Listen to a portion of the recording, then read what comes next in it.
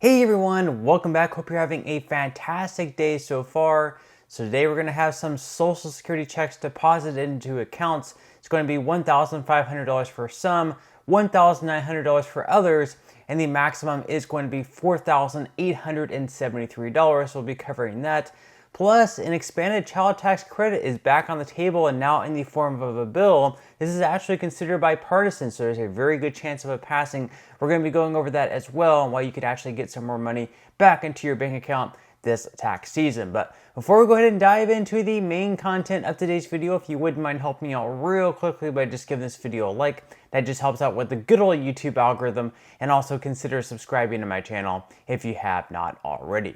Plus, if you would like to receive up to $9,000 in free stocks or $9,000 in free cash, in a pinned comment below, I will be leaving a link to Webull. All you got to do is just once you click on that link, it's just open up a free account, deposit at least one penny. At that point, Webull will be sending you at least 3 free stocks. These stocks are going to be worth all the way up to $9,000. And again, if you do not want to invest at this point in time, all you have to do is just sell those stocks for what they're worth and then transfer that cash value right back to your bank account.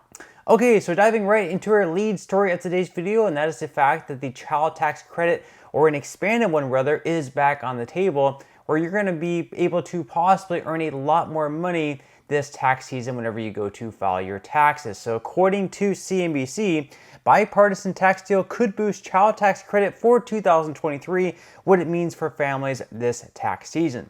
So senior lawmakers on Tuesday announced a $78 billion bipartisan tax agreement, including retroactive boost to the child tax credit that could affect families filing this season. But the proposed legislation could still face hurdles, experts say. Retroactive to 2023, the plan would expand the child tax credit by broadening access, increasing the refundable credit, and adding future inflation adjustments. And then we right here, it shows how much the credit could be worth for families.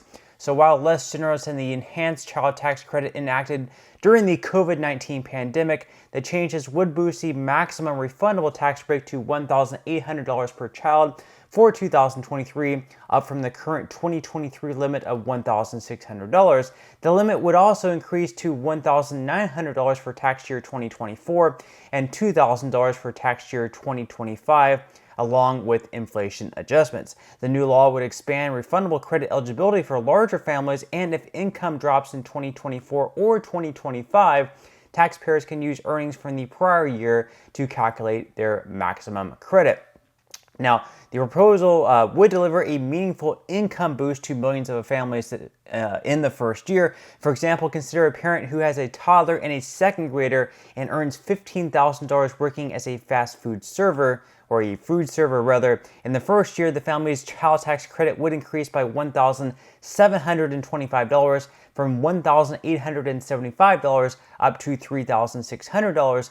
Half of the roughly 16 million children who would benefit under the proposal in the first year live in families who would gain $630 or more. And all in all, the expansion would meaningfully reduce child poverty. So in the first year alone, the expansion would lift as many as 400,000 children above the poverty line. 3 million more children would be made less poor as their incomes rise closer to the poverty line. And when the expansion is fully in effect, it would lift some 500,000 or more children above the poverty line. About 5 million more children would be made less poor. So all in all, this is going to expand the child tax credit for the poorest families.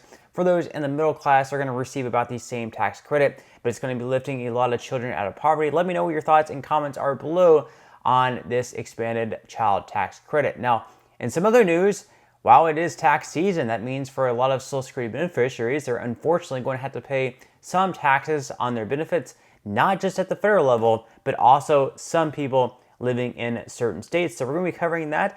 So according to USA Today, unfortunately, there are some states that still tax Social Security benefits, and this includes first off Colorado.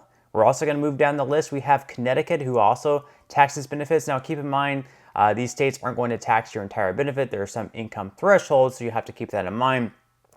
We continue down, we have Kansas, Minnesota, and Missouri. Now keep in mind, Missouri is actually recently slashed taxing Social Security benefits, so this year they are not going to tax Social Security benefits. That's a good thing. This article is not up to date. Then we have Montana. Then we move on to Nebraska. Like Missouri, Nebraska is also no longer taxing Social Security benefits, so kudos to them. Then we're going to move on down to New Mexico, Rhode Island, Utah, Vermont, and finally West Virginia. Now, speaking of Social Security benefits, today there's going to be some more payments deposited into bank accounts, today being January 17th, a Wednesday, and then we have more checks going out the next week on Wednesday as well, on the 24th. So today, according to The Sun, eligible Americans to get a huge $4,873 check in less than 24 hours. See schedule. So millions of Social Security recipients are set to cash in their first increased check of the new year in the second round of January payments. Retirees with a birth date between the 11th and 20th will see their Social Security payments deposited tomorrow on January 17th. Of course, tomorrow is today now. Those who were born after the 21st will have to wait until January 24th for their new check, and recipients with a birth date before the 10th should have already collected their cash. That would have been on the 10th last week on Wednesday. Now, the maximum COLA amount this year is $4,873, yet the average pay to all retired workers is just $1,907. Retirees' new checks will show a $58 increase on average compared to last year's amount. So, of course, that is because of the 3.2% cost of living adjustment. And we can see, kind of breaking things down here, what the average checks are going to be for all Social Security beneficiaries up on the screen. So once again, for all retired workers, we saw an increase this year up to $1,907 from $1,848 last year. As far as couples who are both receiving benefits, they've also obviously seen a boost up to above $3,000 from where they were receiving last year at $2,939. Then we have all disabled workers. They're receiving on average this year $1,537, which is a boost up from $1,489. And then, of course, SSI beneficiaries also saw a boost on average this year as well of 3.2%. But if you're receiving SSI, you would also know that you did not receive a payment all month long in January. That's because your payment came back in December. On December 29th, January 1st was a holiday. So that's why you actually ended up receiving your January payment in December, and that's why you received two payments in December. Now, if you do receive SSI, your next payment is going to be coming up on February 1st. So it's going to be a couple of weeks away. It's going to be, I guess, your second 2024 payment with that 3.2% cost of living adjustment. But that's all we have for today's video. I certainly hope that you enjoyed and found value out of it. If you did, again, I would greatly appreciate if you could give this video a like. Consider subscribing to my channel if you have not already, and I will see you in the next video.